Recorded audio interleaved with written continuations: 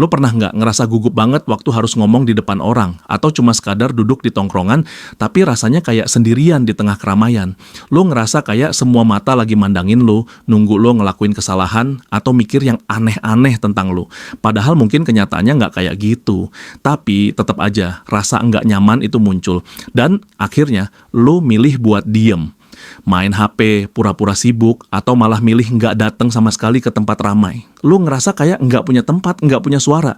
Dan lu mikir, kayaknya gue emang nggak cocok buat dunia ini. Tapi sebenarnya kenapa sih perasaan itu bisa muncul? Semuanya seringkali berawal dari pengalaman-pengalaman kecil yang secara nggak sadar nempel di diri kita sejak lama.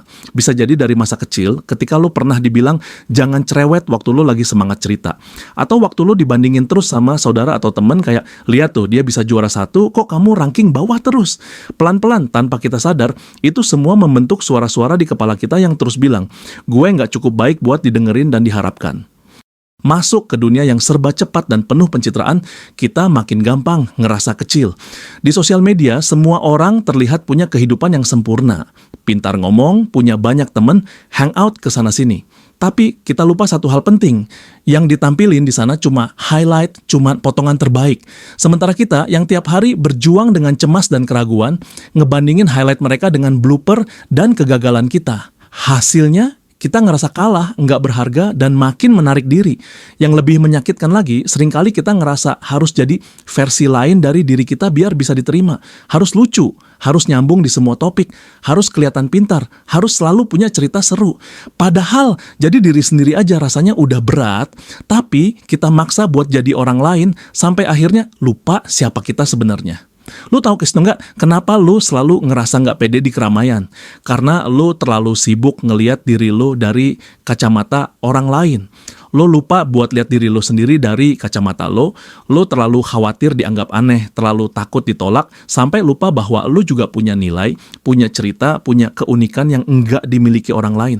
Lu nggak perlu jadi orang paling rame di tongkrongan buat dibilang asik.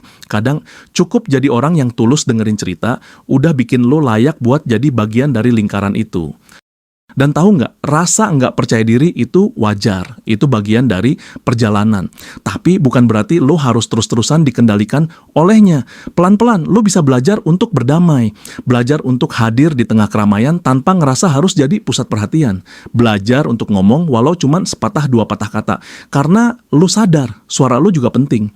Belajar untuk mulai mencintai diri sendiri bukan karena apa kata orang, tapi karena lo tahu lo berharga.